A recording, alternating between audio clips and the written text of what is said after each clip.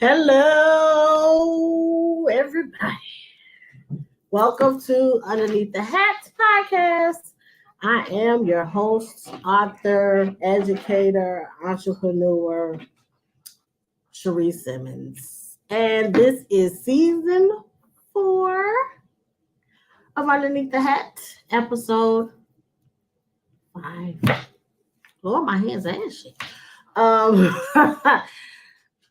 So I think my dog is you trying to say hi too, sir? Say hi. Okay. So I want to welcome you all to KB, another episode of Underneath the Hats. Thank you for tuning in. Our theme for season 4 is Speak Over Yourself.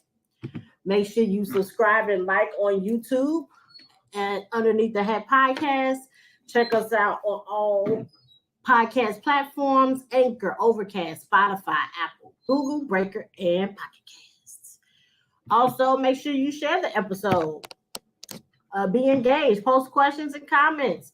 You can even sew into the session. We have Cash App, $ YLAAT 2017, or Zelle at underneaththehat@gmail.com. Make sure you check out my books, Underneath the Hat, and It's That Size for a Reason, My Journey Through Infertility. They are available wherever books are sold. So if you just type in my name, Cherie Simmons, they will come up for you. All right. So every week I have been sharing a word or a phrase and just speaking on how you can use those words to speak over yourself and to encourage yourself. And so today I want to speak about one of my favorite quotes by Marian Wright Edelman. And she says, "You can't be what you don't see." You can't be what you don't see. So with that quote, I really used it to push and motivate my girls and even myself and my mentoring program, Young Ladies at All Times. And that our sole purpose is to help them to carry themselves as young ladies physically, mentally, emotionally, mentally, spiritually, academically. We just give them all the tools that they need in order to carry themselves as young ladies. And the reason this program even came to be almost 6 years ago is me watching my intermediate age students as their math teacher and seeing that their behavior was getting worse than the boys. And so I did my master's paper on the effects of reality TV on girls their age, which happens to be the age of Young Ladies at All Times, 8 through 14. And so I realized that a lot of times nowadays, these TVs are raising these girls or kids in general. And so they tend to do what they see on TV.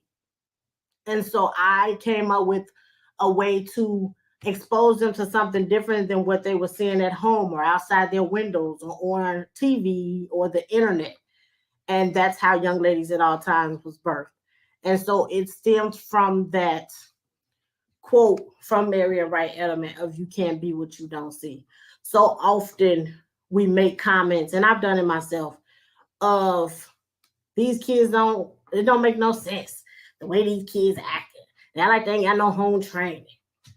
And in some instances they don't, because you have young girls raising kids.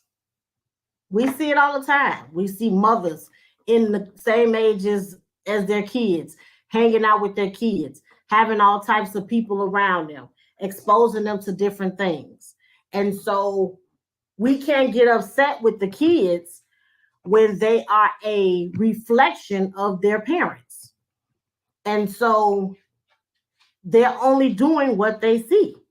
And we can't be upset with them for imitating art, imitating life. They're only doing what they see. I've said before that one of the biggest lies we were told as kids in most Black households was do as I say, not as I do.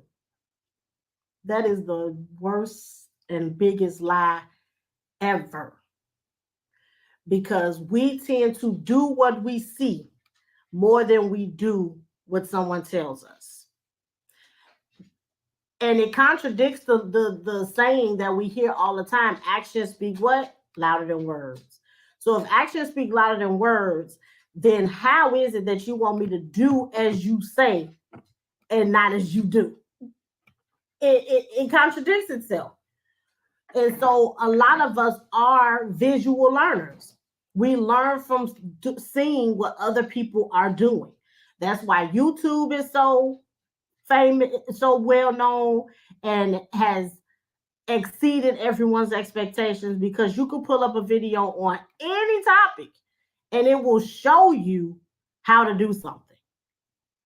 So with the quote from Marian Wright Edelman of "you can't be what you don't see," we have to make sure that we are being a good reflection or example to the people around us, whether they're our children, our nieces and nephews, our co-workers, our siblings, our parents. We need to be examples of what we want them to see. As an administrator in an elementary school, I've had conversations with parents before that have made the comment of, "My kid gets on my nerve. They're like they ain't got no sense. I don't know where they get that from." And the first thing that pops into my mind is the apple in the tree. In the Bible, there's a scripture that says you could tell a tree by the fruit it bears. I don't have to walk up to a tree that has apples on it and ask what kind of tree it is. I can tell because there are apples growing on it. I don't have to walk up to a tree that has oranges coming off of it because I can tell it's an orange tree.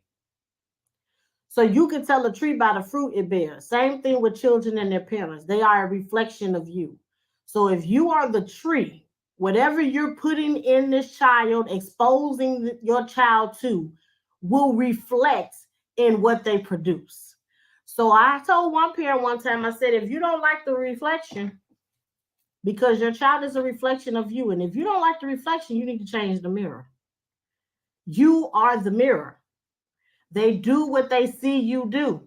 They say what they see you see and hear you say. They formulate relationships based on what they see you do. They formulate friendships based on what they see you do. So we can't get mad at them for acting a certain type of way when they're just reflecting back on us what they see us do. I used to hate when my mother would send us to school or we would do things at church, and the first thing out her mouth would be, "Don't embarrass me." And they used to scare me at first.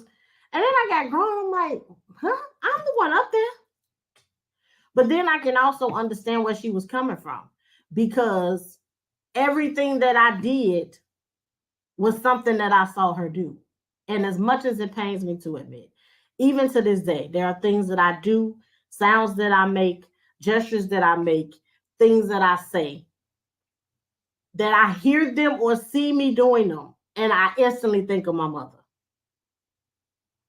Even as a 40-year-old woman, I still have things ingrained in me that subconsciously come out because that's what I saw my mother do. That's what I heard my mother say. We all do it. I don't care how hard you try not to. We all do it. If you surround yourself around a certain type of person or a certain group of people, you're going to end up acting like that group of people. Birds of a feather flock together.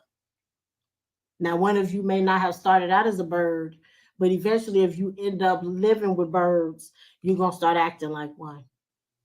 One of my favorite Disney movies is The Lion King. And when Simba ran off after Scar made him think that he killed his father, Mufasa, he ended up meeting Timon and Pumbaa. And Timon and Pumbaa knew he was a lion, knew he should want to eat them. But they were able to convince him that he should eat grubs and bugs and all types of stuff. And so he ended up eating it. So even though he was a lion that was built to eat the animals that he was friends with, they were able to convince him that he could eat the things that they ate.